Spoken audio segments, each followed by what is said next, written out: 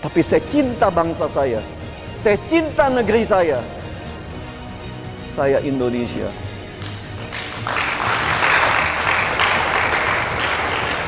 Saya lahir di Indonesia, saya besar di Indonesia, dan saya akan mati di Indonesia.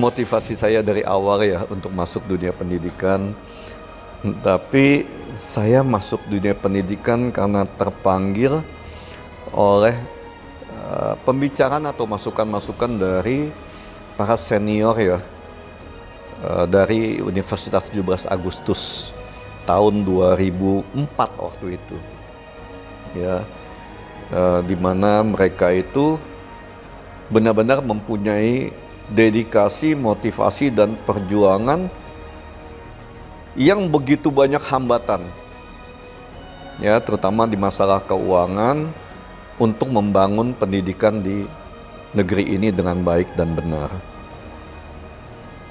Itu aja sebenarnya ya yang membuat motivasi itu. Saya sampaikan pada hari itu ya sama teman-teman semua. Kebetulan pada hari itu juga ya, tahun 2004 itu kita berkumpul bersama beberapa pejabat-pejabat pemerintah ya.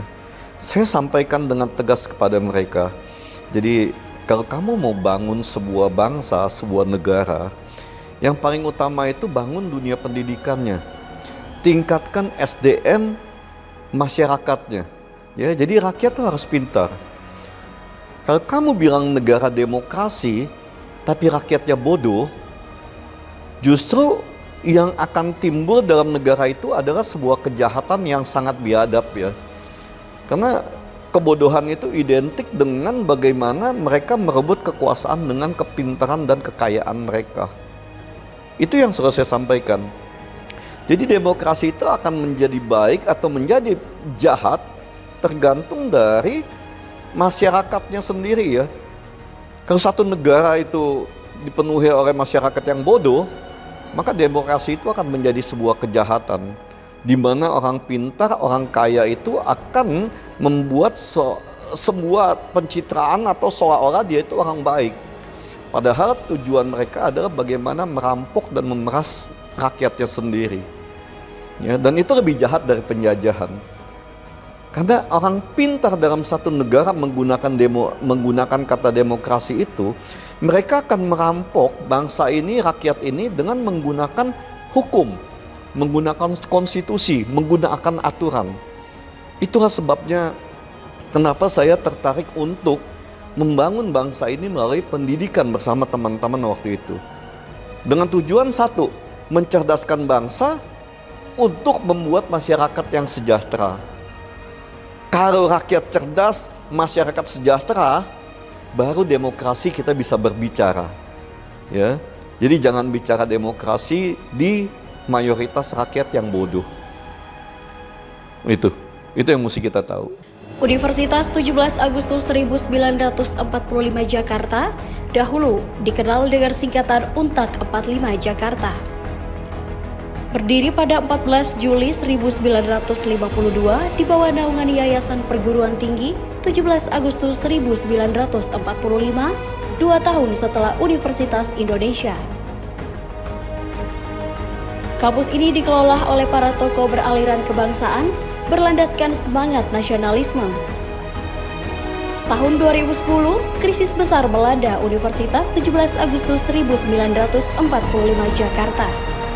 Sistemnya yang korup, manajerial buruk, dan konflik internal membuat kampus kehilangan akreditasi. Izin operasionalnya mati bertahun-tahun hingga nyaris bangkrut dan hampir punah. Berkat kepahlawanannya, Rudiono menyusun ulang peta institusi pendidikan ini dengan memperbaiki perjuangan serta visi kampus Untak 45 Jakarta. Yang tadinya dikelola dengan cara tradisional dan konvensional, secara revolusioner bertransformasi ke sistem pendidikan yang lebih canggih, modern, accountable, hingga mendapat akreditasi baik sekali.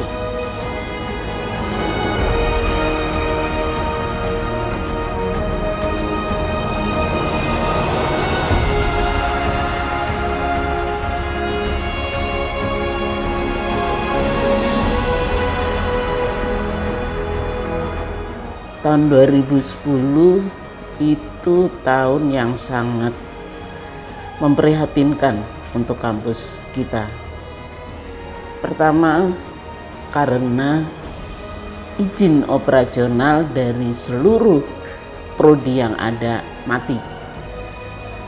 Jadi kalau awalnya ada terdaftar, terus kemudian tercatat dan sebagainya diakui, akhirnya disamakan, itu mati semua pada tahun itu. Jadi buat saya sebagai alumni itu sangat-sangat memprihatinkan, karena saya juga khawatir tahun depan ini kampus kita masih ada atau enggak. Masa jahiliyah itu kita tak tentu karyawan itu. Ya, dosen, sistem penggajiannya nggak jelas, ya, kemudian pemberian kewenangan otonomi ke fakultas akhirnya membuat fakultas-fakultas itu menjadi raja-raja kecil di fakultasnya, karena otonomi fakultas itu yang diberikan itu banyak disalahgunakan oleh para pimpinan di fakultas. Di masa chaos dan kolaps tahun 2010, Universitas 17 Agustus 1945 Jakarta statusnya tidak lagi terakreditasi sama sekali. Izin operasionalnya sudah mati lebih dari 7 tahun. Di bawah tangan dingin seorang maestro Rudiono Darsono, sengkarut benang kusut yang menjadi momok menakutkan berhasil diatasi. Perubahan ini ditandai dengan berubahnya singkatan Universitas 17 Agustus 1945 dari Untak 45 menjadi UTA 45 Jakarta.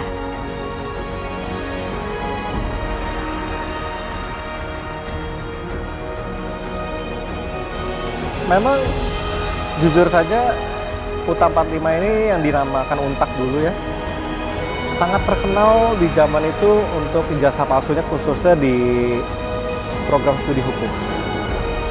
Di mana pada saat itu banyak beredar ijazah palsu yang memang, yang saya tahu ya, dijual di pasar pramuka pada saat itu satu lembarnya seharga 20 juta. Jadi saya lebih dengar-dengar apa yang terjadi saja. Memang sangat seru sih, dan sangat layak untuk dijadikan sebuah film jujur aja. Karena pada saat itu banyak sekali pemegang-pemegang ijazah palsu itu sudah memiliki jabatan di negara ini, di mana mereka datang ke sini karena mereka sudah punya jabatan juga, bisa ada yang membawa pistol, sampai datang ke rektorat pada saat itu adalah Bu Virgo, langsung minta ijazahnya untuk dilegalisir pada saat itu juga. Kami sendiri pun waktu mengetahui Pak Rudi, iya nih, kita lihat kampusnya semua. Reaksi pertama, apa ya? Kami yakin masuk ini kampus, karena kondisinya bobrok sekali. Kami terbiasa bekerja, kerjasama kita dengan perusahaan-perusahaan yang memang proper lah, dalam artian sistemnya sudah ada, SDM-nya ya kita bisa ambil 1-2 ya, memang ada profitability-nya. Kita juga bisa lihat aset-asetnya, oh ini bagus nih. Sementara kita datang ke sini dengan kondisi berangkas yang kosong, lokasi kampus yang seperti rawa, seperti hutan, nggak seperti kampus. Pertama, saya lulus dari luar negeri, kampusnya, kampus standarnya saya udah lihat, oh kampus tuh yang bangunannya banyak, yang gedung-gedung tinggi, dan juga rapih lah. Ini kan kita lihat dulu nggak sesuai lah dengan profil gambaran yang kita dapatkan. Revolusi besar UTA 45 dimulai. Pembangunan infrastruktur, gedung-gedung menjulang, auditorium modern, laboratorium canggih, bahkan fakultas farmasi menjadi salah satu yang terbaik di Indonesia.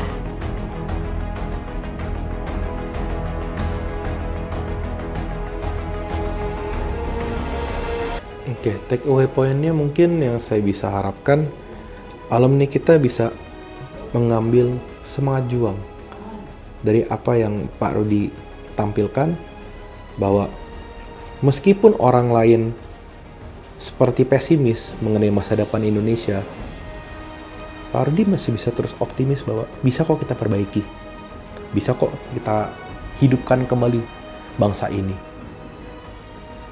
Dan juga tidak melupakan dari mana beliau berasal. Beliau berasal dari Indonesia, sesukses apapun beliau di luar, beliau tetap kembali untuk membangun bangsa ini. Karena kenapa? Dari sinilah beliau lahir, disinilah tanah yang harus beliau kembangkan agar bisa bersaing di dunia internasional. Itu yang diharapkan kepada para alumni. Ketika kalian sukses, kembalilah. Ingatlah kembali dari mana kalian berasal, dikembangkan di sana. Jadi ketika Pak Rudiono Darsono mengambil alih 17 Agustus yang kondisinya sangat memprihatinkan, kalau investor kan atau pebisnis tuh pasti nggak akan mau ngambil ini. Karena kan saya pelaku usaha di industri pendidikan tinggi, begitu saya lihat profil 17 Agustus, pertanyaan saya cuma satu sama Pak Rudiono, bukannya lebih baik buat yang baru daripada memperbaiki yang sangat porak-poranda seperti ini. Kenapa? Karena ini jasa Pak, jasa pendidikan tinggi. Sulit menghilangkan dengan sekejap hal-hal yang sudah pernah terjadi. Pemalsuan ijazah, praktek proses belajar mengajar tidak berdasarkan tata kelola yang baik. Jadi begitu beliau bilang tidak, saya mau selamatkan 17 Agustus. Dari situ saya memahami bahwa beliau punya karakter yang keras, punya impian ya, pejuang. Hanya seorang pejuang yang bisa mau masuk ke bawah. Minus loh Pak ini. Karena apa? Karena 14 semester itu report tidak diberikan kepada pemerintah.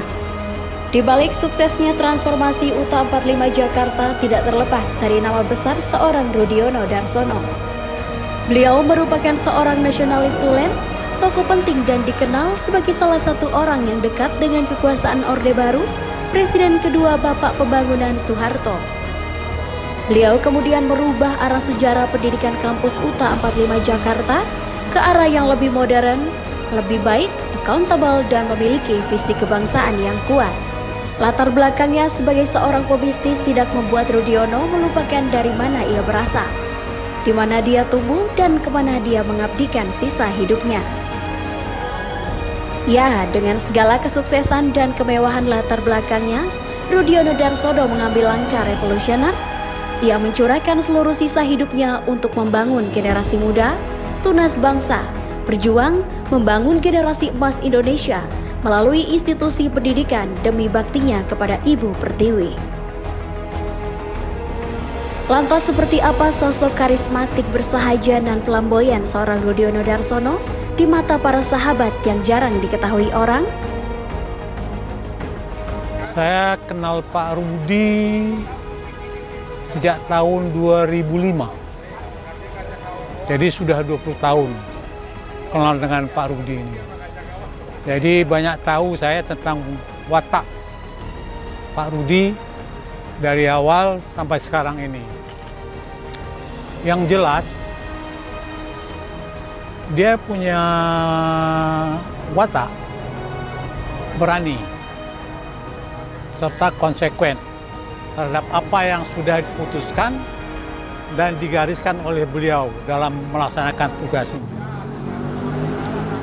Dilanjutkan tahun 2010, lebih kenal lebih dekat lagi, dan beliau menceritakan bahwa beliau sudah mengambil alih Yayasan UTA 45 2010 tuh. Saya lupa bulan apa, tapi dan pada waktu itu saya diundang beliau ngopi di Fontaine Grand Hyatt. Begitu saya ketemu beliau di sana, beliau langsung cerita pada saya. Bang, saya panggil abang mas saya, Bang, katanya, Yayasan UTA saya sudah ambil alih, saya sudah bayar. Saya terdiam sampai terungkap kata-kata saya yang kira-kira kurang baik, tapi saya ungkapkan apa adanya. Gila kamu Ruth, saya bilang. Gitu.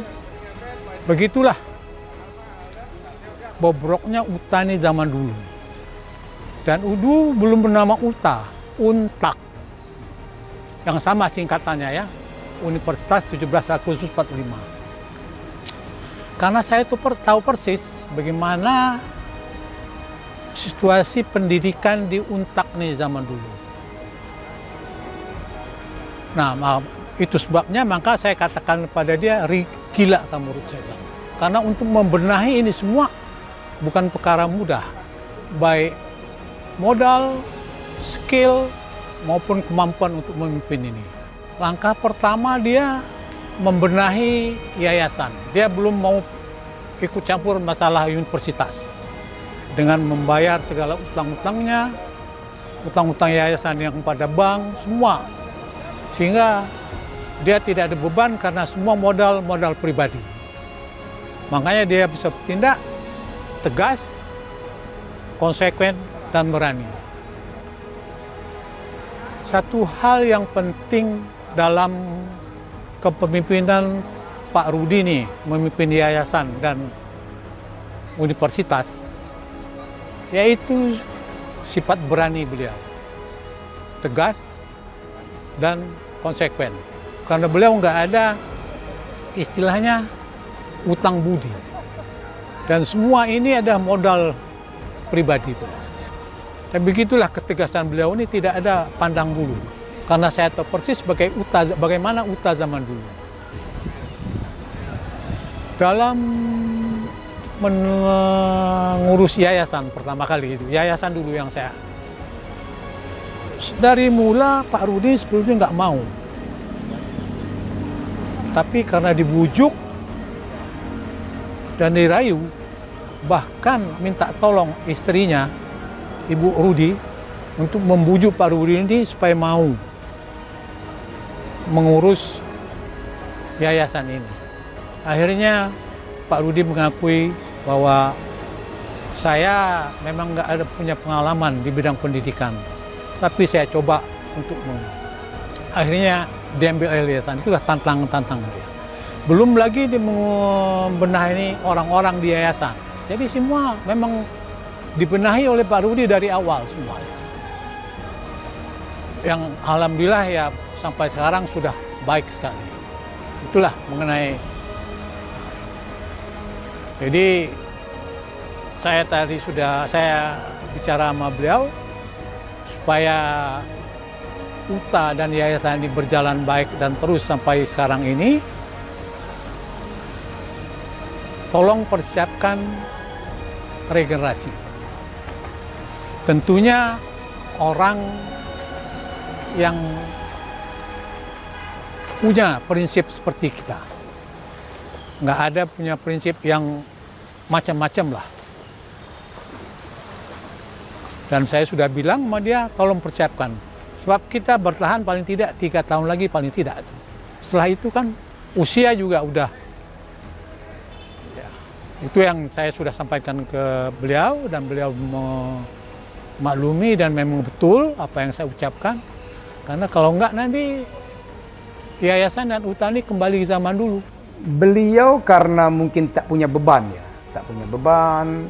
Jadi ya orang yang nggak punya beban itu ngomongnya pun akan jelas, ya kan? Kalau istilah saya ya clean and clear, karena dia bersih, maka jelaslah pernyataan-pernyataan itu tanpa ada beban. Bahkan beliau menceritakan bahwa kampus tidak menerima sedikit pun bantuan-bantuan dari pihak manapun. Artinya termasuk pemerintah, beliau tidak menerima, artinya tidak ada beban untuk manakala suatu saat memberikan pandangan-pandangan yang mungkin agak sedikit menyinggung pemerintah, tapi tidak ada lain. Beliau maksudnya adalah untuk, ya memang begitulah sebaiknya. Kan beliau kan sangat care tentang ya bagaimana negara ini harus hadir untuk terlibat dalam pembangunan masyarakat, pembangunan bangsa, bagaimana aparat harus bersikap yang ya betul-betul memberikan rasa aman dan keadilan, bagaimana korupsi itu harus dihilangkan dari negeri ini karena dia menggerogoti. Ya, kita berharap UTA terus berkembang, semakin maju, mendirikan program-program pendidikan yang memang dibutuhkan oleh bangsa ini. Dan yang kedua, tetaplah pada garis perjuangan untuk mewariskan nilai-nilai 45, nilai-nilai cinta tanah air. Dan Pak Rudi tetaplah menjadi orang yang clear and clean, bersih dan semakin jelas. Apa jelas? Jelas arah keinginannya, jelas message-nya untuk memperbaiki negeri ini ke arah jauh lebih baik. Dan itu bagian penanaman karakter kepada anak-anak kita, mahasiswa kita. Majulah UTA 17 Agustus 45. Kalau saya melihat, mungkin karena beliau sering interaksi dengan banyak petinggi militer dan juga beliau banyak eksplorasi juga ya, bukan hanya di dalam negeri tapi di luar negeri, sehingga wawasannya sangat luas. Dan ketika saya berdiskusi dengan beliau tentang pendidikan, Pak Rudi ini selalu punya orientasi yang memang out of the box. Bisa kita lihat seperti sekarang progres yang dicapai oleh UTA 45 misalnya kan, dalam pembukaan prodi-prodi baru, kemudian peringkatnya juga secara nasional meningkat, ada perubahan-perubahan positif, dan tentunya tanpa kepemimpinan yang tegas, kemudian juga yang memang memahami konteks secara utuh, tentunya tidak akan mungkin terjadi. Nah, dengan kepemimpinan Pak Rudi di UTA 45, kita sudah melihat sekarang saat ini UTA 45 ini aktif, terlibat dalam forum-forum akademik, dan juga bukan hanya dari tenaga pendidiknya, tapi juga murid-muridnya juga sudah banyak berkontribusi. Kalau saya melihat kontribusi Pak Rudi dalam upaya mencerdaskan bangsa melalui pembentukan Universitas 45 ini, meskipun beliau sebenarnya jujur kata mendapat banyak tantangan dan rintangan, sebab menurut beliau ada pihak-pihak yang tak ingin masyarakat itu cerdas, karena kita tahu bersama manakala masyarakat tidak cerdas, tidak pintar, mereka bisa dibodohi dengan ketidakpahamannya, kemudian korupsi juga semakin berakar, dan ketidaktahuan politik dan sejarah bangsa, serta ketidakberdayaan ekonomi, finansial.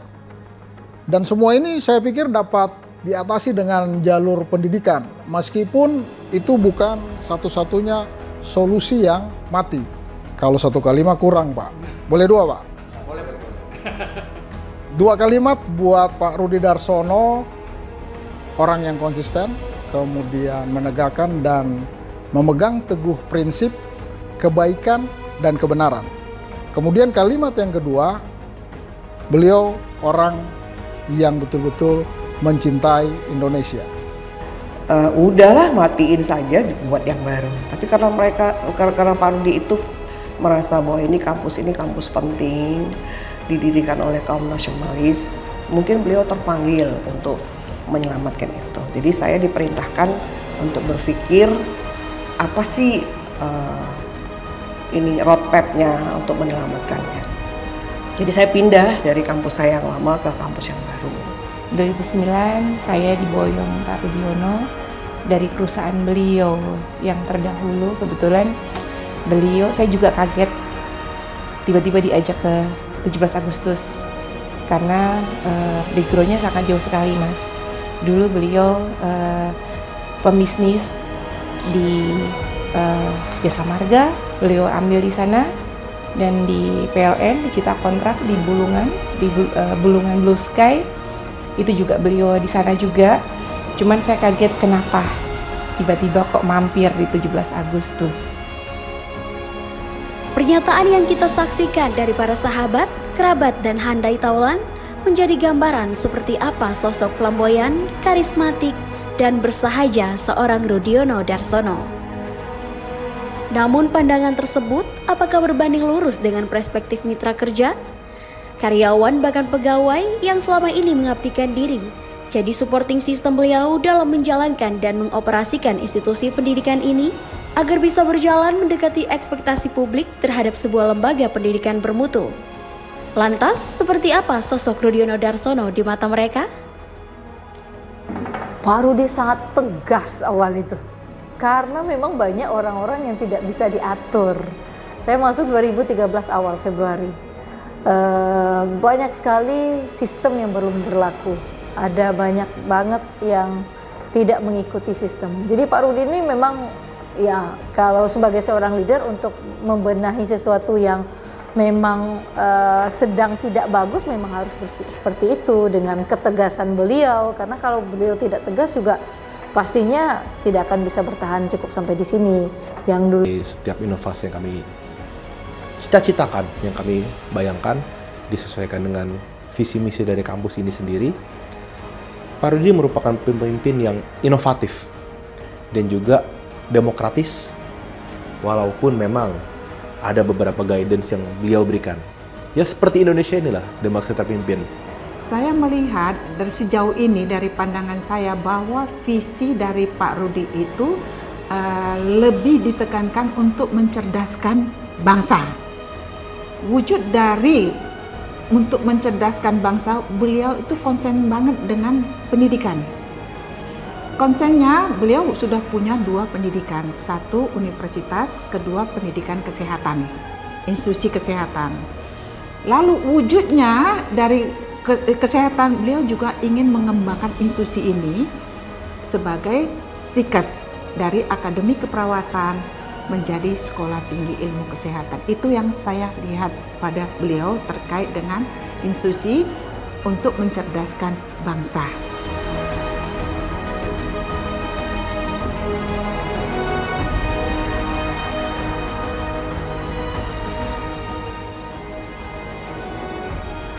Di bawah kepemimpinan Rudiono Darsono, UTA 45 Jakarta tidak hanya membangun kampus bagi masyarakat menengah ke bawah, tetapi juga menghadirkan program kesejahteraan seperti bantuan sembako untuk karyawan setiap bulan, beras murah bagi warga sekitar, hingga aksi solidaritas di masa pandemi dengan menjadi salah satu pusat vaksinasi COVID-19.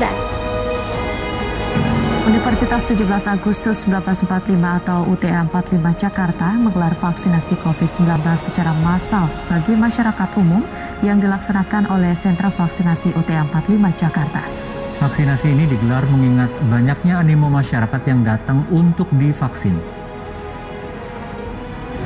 Ketua Dewan Pembina Yayasan Perguruan Tinggi 17 Agustus 1945 Jakarta, Rudiono Darsono, pada acara kegiatan vaksinasi UTA 45 Jakarta yang dibuka untuk umum bagi masyarakat di kampus UTA 1945 Jakarta menyatakan, vaksinasi merupakan hak rakyat, untuk itu masyarakat diminta tidak menyia-nyiakan vaksin tersebut demi kesehatan dan keselamatan bersama semasa pandemi COVID-19. Selain itu, UTA 45 Jakarta menyediakan beasiswa bantuan musibah dan kepedulian nyata untuk mahasiswa serta karyawan. Tidak sedikit mahasiswa dan karyawan yang merasakan uluran tangan tersebut. UTA 45 Jakarta tentu juga memberikan apresiasi tinggi kepada mahasiswa berprestasi di tingkat nasional maupun internasional, sekaligus menjaga tradisi berbagi melalui sosok Rudiono Darsono, seperti pemberian angpau pada hari-hari besar sebagai wujud kebersamaan dan kepedulian.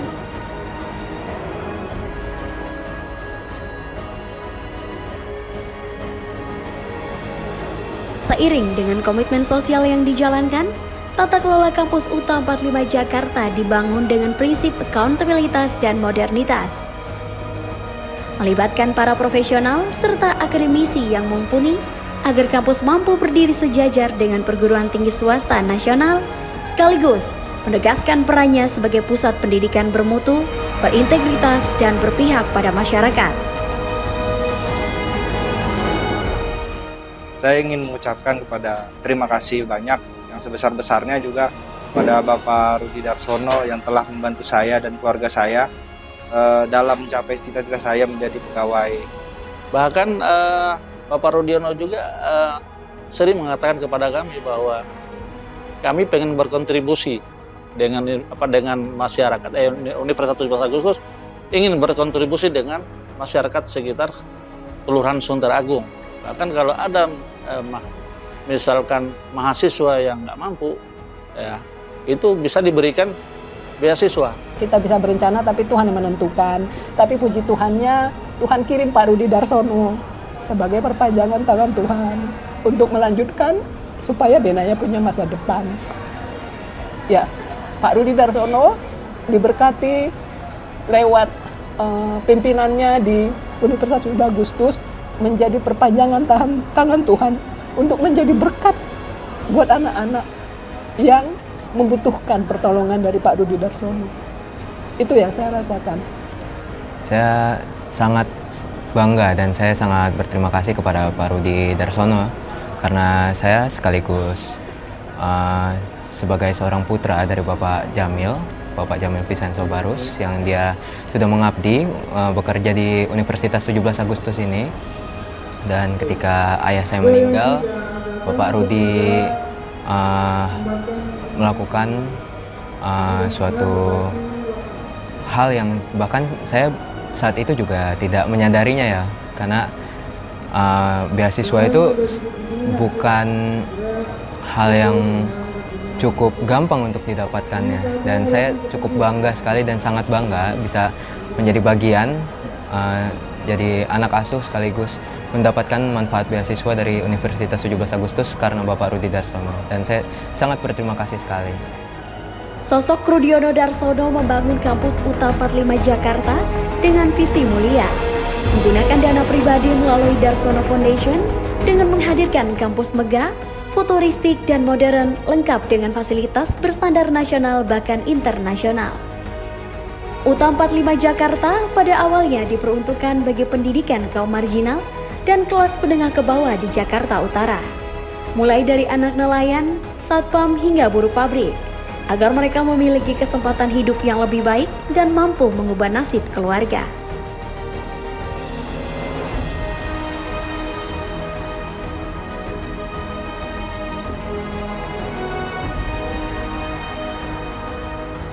Ingin mencapai akreditasi unggul, di mana pada saat 2010 itu kita sama sekali tidak terdaftar atau terakreditasi.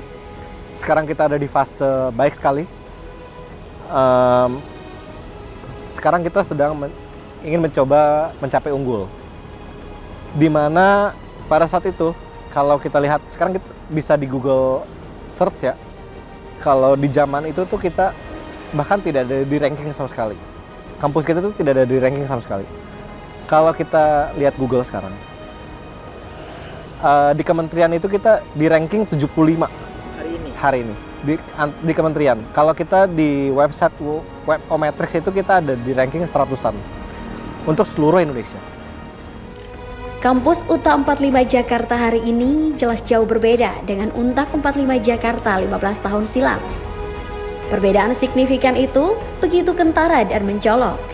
Jika dulu UNTAK 45 dikenal sebagai tempat jin buang anak sekaligus penghasil ijazah palsu, kini wajahnya telah berubah.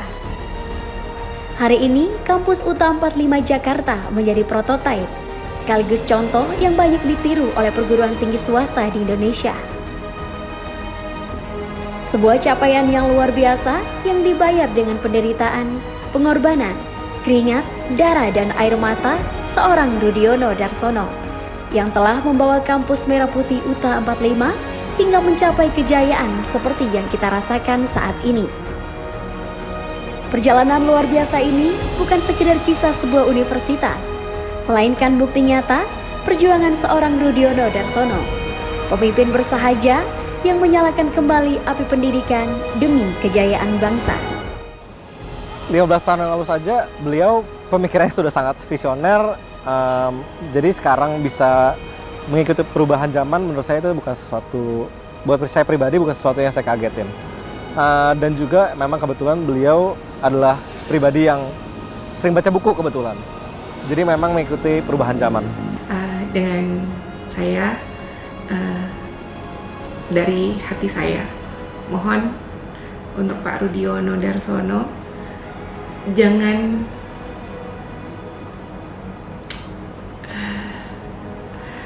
buru-buru pensiun, karena kita di sini semuanya masih butuh sosok Bapak untuk menjalankan semua ini. Apalagi saya, Pak, saya ibu, anak 3 orang anak. Saya bekerja di sini, saya ngikutin Bapak dari saya masih belum punya keluarga. Sekarang saya sudah punya keluarga, saya punya tanggung jawab di sini. Kalau saya dengar Bapak bilang mau pensiun, mengundurkan diri, saya sedih, Pak, karena belum tentu penerus Bapak nanti akan menjalankan sesuai dengan yang Bapak jalankan, seperti itu. Jadi saya berharap di sini nggak cuma pribadi saya, pasti teman-teman semua juga berharap 17 Agustus tetap eksis. Mau ada mahasiswa nggak ada mahasiswa, Pak, saya yakin Bapak akan gaji kita.